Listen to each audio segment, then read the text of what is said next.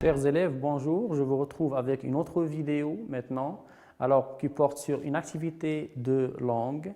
Après avoir fait les figures d'opposition, maintenant, on va attaquer les figures d'insistance. Oui, alors ensemble, on va essayer de voir ces exemples. Alors là, c'est notre première étape, c'est l'observation. Regardez la première phrase, je vais lire. Je suis mort de fatigue. Deuxième phrase, je meurs. Je suis mort, je suis enterré. Troisième phrase, jamais je ne céderai, jamais je ne plierai. Oui, chers élèves, ce que vous remarquez, ensemble, ce que vous remarquez dans cette première phrase, lorsque je dis « je suis mort de fatigue », effectivement, je ne suis pas mort, mais ce que je suis en train de montrer, c'est que je souffre d'une grande fatigue, soit j'ai fait beaucoup de tâches, j'ai trop marché, j'ai fait quelque chose, je deviens plus fatigué, ça veut dire je remarque à quel point. Alors, qu'est-ce que vous remarquez maintenant? Vous remarquez par exemple que là, il y a une certaine exagération. Quelle que soit la fatigue, on ne peut pas donc mourir. Alors, on va voir, lorsqu'on a l'exagération, lorsqu'on exagère, ça c'est notre première figure, on appelle ça l'hyperbole. Pour la deuxième phrase, je meurs, je suis mort, je suis enterré. Alors, qu'est-ce que vous remarquez dans cette phrase? Regardez, je meurs, je suis mort, je suis enterré.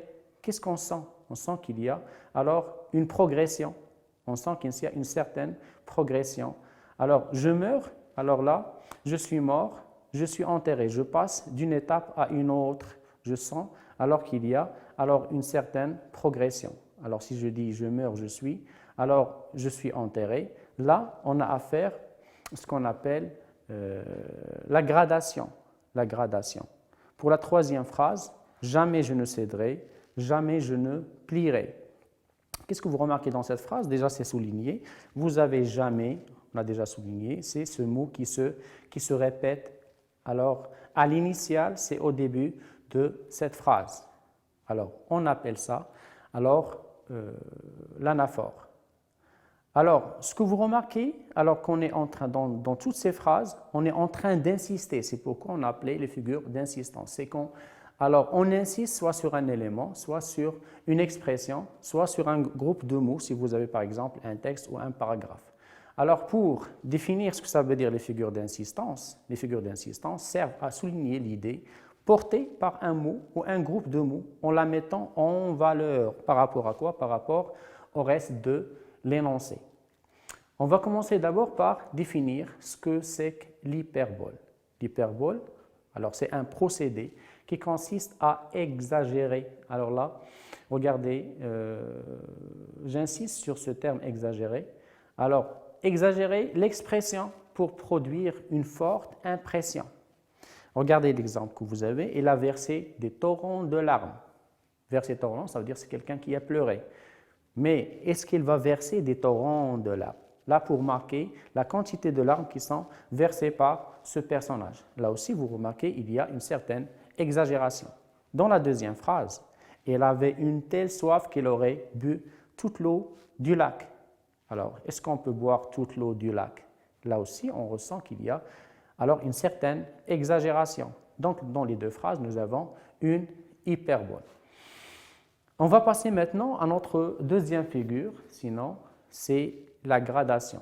Qu'est-ce qu'on fait dans la gradation? On fait succéder des termes d'intensité.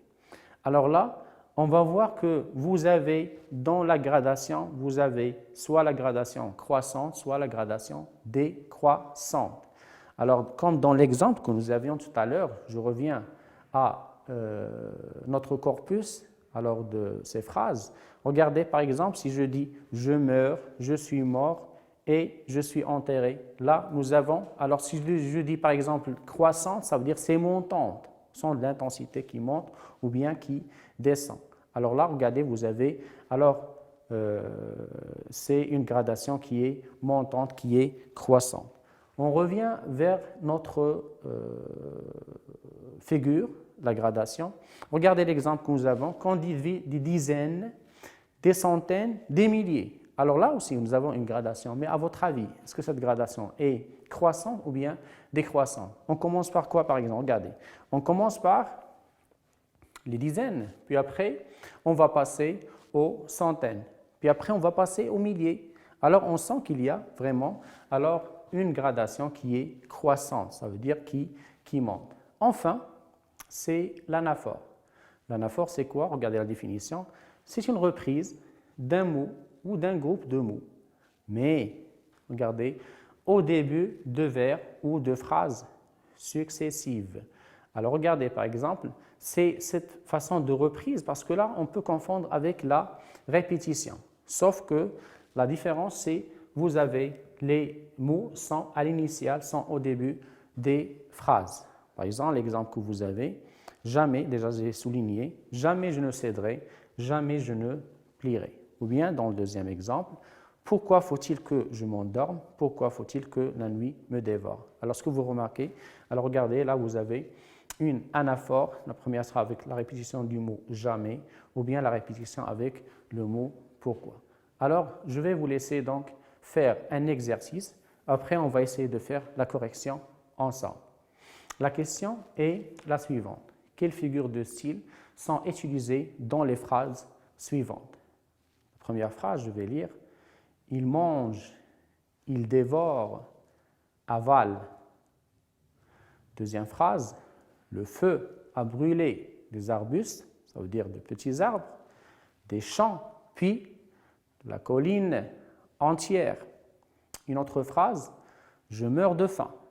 On le dit souvent dans notre vie quotidienne.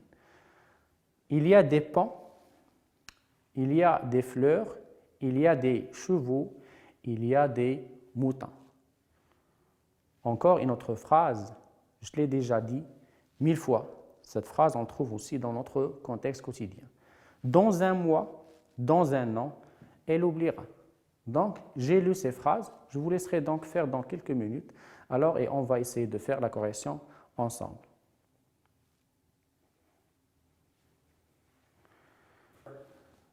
Regardez, voilà là la correction de notre exercice. Parce que là, vous avez, alors, il mange. Regardez, on va essayer de faire ensemble. Il mange, il dévore et avale. Qu'est-ce qu'on ressent ici? Vous avez commencé, lorsqu'on commence à manger, puis après on va dévorer, puis après on va avaler. On ressent ici qu'il y a, alors, la figure que vous avez dans cette phrase, vous avez une gradation. Regardez la deuxième phrase. Le feu a brûlé les arbustes, ça veut dire qu'il a commencé avec les petits arbres, puis après, alors ce sont des champs, et enfin vous avez la colline. On ressent ici qu'il y a une gradation. Alors c'est la même chose, mais la gradation aussi, alors à votre avis, est-ce qu'elle est alors croissante ou bien décroissante? Lorsqu'on commence à manger, on mange normalement, puis après on va dévorer, puis après on va avaler, ça veut dire avec une grande, et manger une grande quantité. Alors là, vous avez une gradation qui est croissante. La même chose ici. Commencez par les arbres, les petits arbres, puis après les champs, c'est plus vaste. Puis la colline tout entière, c'est un espace plus vaste. Ça aussi, c'est une gradation. Je meurs de faim. Je meurs de faim. Alors là, vous avez l'utilisation du verbe alors mourir. Est-ce qu'on peut mourir de faim? Mais là, on est en train de marquer qu'on a alors une faim, on va dire une grande faim. Là, vous avez une hyperbole. Il y a des ponts, des fleurs, regardez, il y a des chevaux, il y a des moutons. Qu'est-ce que vous remarquez? Alors là, vous avez sûrement fait attention à la répétition alors du terme, plutôt de l'expression « il y a » au début. C'est au début de chaque phrase. Alors là, nous avons affaire à une anaphore. L'autre phrase, je l'ai déjà dit 1000 fois. Alors regardez, vous avez la présence de 1000. Alors même si je n'ai pas dit 1000 fois, mais j'ai dit plusieurs fois. Alors là, nous avons affaire à une hyperbole. La dernière phrase, dans un mois, regardez, dans un an, il oubliera. Nous avons ici une gradation. Donc je vous laisse avec la correction que vous pouvez voir donc chez vous à la maison à tête reposée. Mais alors je vous invite dans la prochaine fois, ou bien chez vous à la maison, de refaire d'autres exercices, mais aussi de reformuler des phrases où vous essayez par exemple d'exploiter alors les définitions qu'on a données et les exemples et les exercices. Je vous retrouve dans une autre vidéo. Au revoir.